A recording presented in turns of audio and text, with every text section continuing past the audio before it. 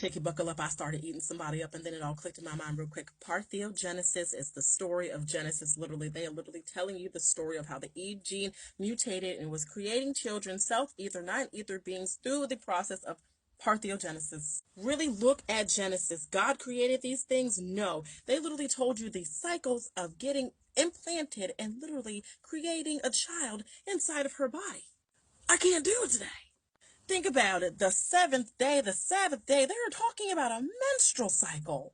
They're literally talking about from ovulation, the sun, the circling, the going around. It's a full circle of ovulation. And then if you think about it, all the calendars and the 28 days that connect into our cycles, 13 freaking spots on a turtle. The Bible is literally a story about women going through parthenogenesis and what they did and how they sacrificed the sons and the daughters, which is how they put the bronze feet on the cross. The cross, Jesus wasn't one person, or even a man at that.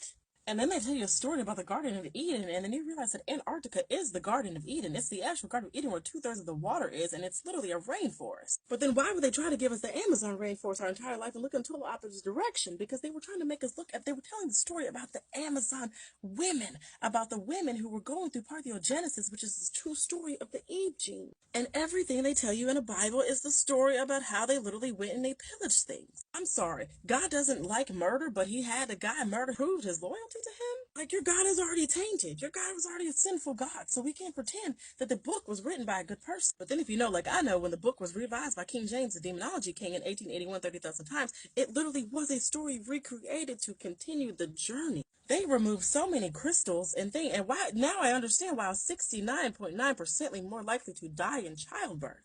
I'm going to say it sound weird. If black women are able to literally tap into their pineal gland, the crystal drip every month and charge themselves with crystals and gems and everything they mark taboo, we'll be able to heal ourselves. I'll say it out loud. Parthenogenesis is real. Stingrays and sharks do it. If bells are capable of healing an entire town from one ring, and energy literally, Tesla told you energy can be transferred through the air. So if you can hone that energy and charge melanin, what can melanin actually do? Oh my gosh, I gotta go, Tiki. But yeah, you can't argue with me today.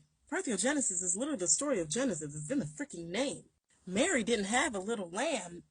That's where the tainting come in. That's where Ball's story begins, with Mary. With the Virgin Mary, the sacrificing. If you were sacrificing black women who go through parthenogenesis, you were sacrificing